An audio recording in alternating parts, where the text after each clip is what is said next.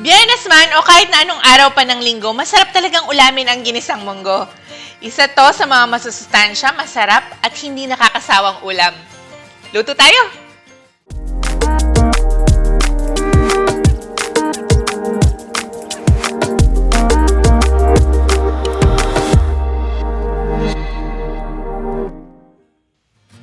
Uunahin natin syempre ang pagpapalambot ng ating munggo. Sa isang tasang munggo beans, gumamit tayo ng 4 na tasang tubig. Pwede nating lakasan ng apoy sa umpisa at aasin na natin para kumulo agad. Pag kumukulo na, hihinaan na natin ang apoy at isi-simmer ng 45 minutes.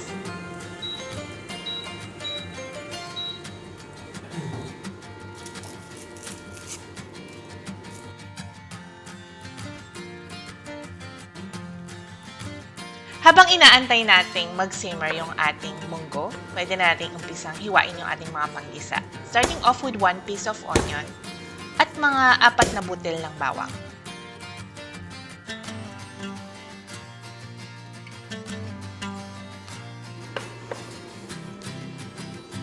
Ihiwa din tayo ng 1 pirasong kamatis.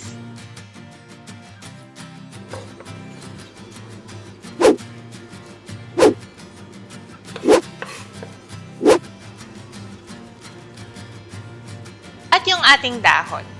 Wala pong available na spinach or malunggay or dahon ng sili, kaya gumamit po ako ng bok choy.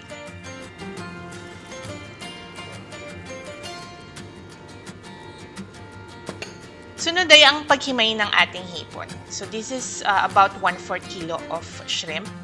Tinanggal ko lang yung ulo at lininis yung katawan.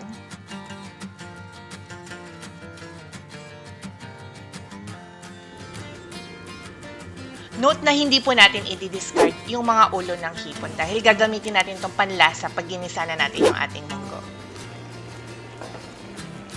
I-check natin from time to time yung ating munggo at sa tuwing maiiga, pwede nating dagdagan ng tubig.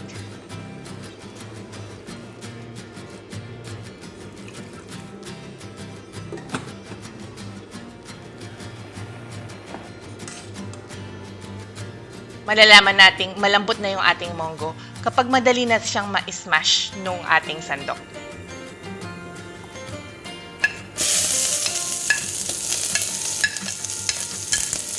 Susunod na yung ating process ng panggisa. Uunahin natin syempre yung ating ihiniwang sibuyas, bawang,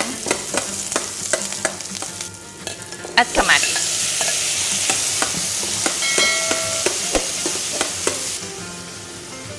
By this time, gagamitin na natin yung mga tinabi nating ulo ng hipon.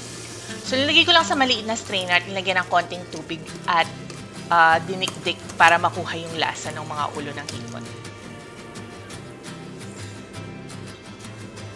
Dinagdagan natin ng 1 kutsarang patis at hinalo na yung mga laman ng hipon.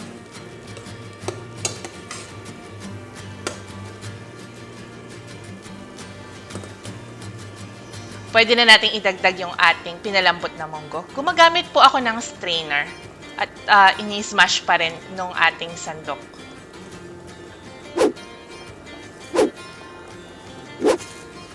Para hindi masyadong buo-buo yung mga munggo pag hinain.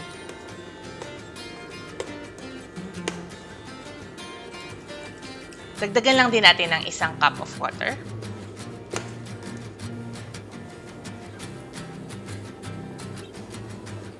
At pwede na natin itong tikman.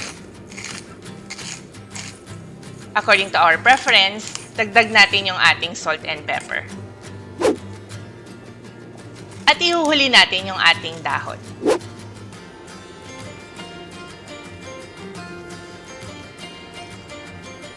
Pakuluin lang ng mga 5 to 10 minutes pa at pwede na itong ihain.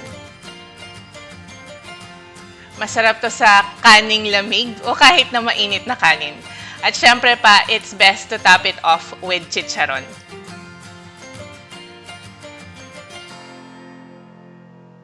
Kain na po tayo!